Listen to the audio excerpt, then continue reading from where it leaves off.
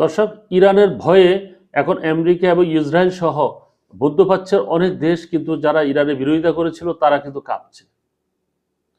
Israel মনে করছিল যে আমরাও বিশেষ করে বিমান হামলা করে তাদেরকে কাবু করব, কিন্তু ওরা প্রথম যে বিমান হামলা দিয়ে শুরু করে সেখানে কিন্তু প্রথম 12 ঘন্টা ইরান চুপচাপ ছিল এবং তাদের হামলাটা ওরা হজম করে।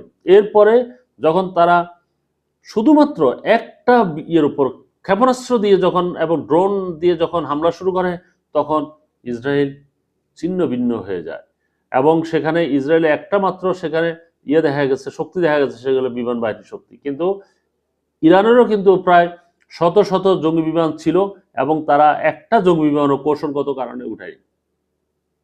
আকাশে তারা সরাসরি যুদ্ধ করতে পারতো, ক্ষেপণাস্ত্র তো ক্ষেপণাস্ত্র করতে পারতো, বিমান থেকে বিমানে যুদ্ধ করতে পারতো, কিন্তু তারা করেনি।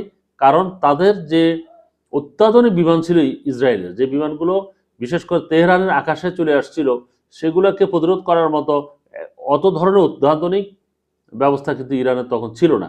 যার পরিপ্রেক্ষিতে তখন তারা যা ইচ্ছা তা করতে পেরেছে এবং সেটা বিমান হামলা করে আবার পালিয়ে গেছে। এখন ইরান বিশেষ করে রাশিয়া এবং চীনের সহযোগিতায় তারা S-400 যে বিমান প্রতিরক্ষা ব্যবস্থা এবং যে C-10 যে অত্যাধুনিক যে বিমান, সেই বিমানগুলো অলরেডি তাদের পঞ্চম প্রজন্মের বিমান যেগুলোকে বলা হয়, সেটা কিন্তু ওদের বহরে, বিমান বাহিনীর বহরে কিন্তু যুক্ত করার কারণে এখন কিন্তু আর ইয়ে থেকে বিশেষ করে রাশিয়া থেকে MiG-29 যেটা অত্যন্ত ক্ষিপ্ত গতির যে এবং পারমাণবিক অস্ত্র বহন করতে সক্ষম এমন জেট ফাইটারও কিন্তু তাদের বহরে যুক্ত হয়েছে। যার পরিপ্রেক্ষিতে এখন এখন যুদ্ধ লাগলে অন্ততপক্ষে ইরান ইসরায়েলের আকাশে যেয়েও কিন্তু এখন বোমা হামলা করে ওরা চলে আসতে পারবে।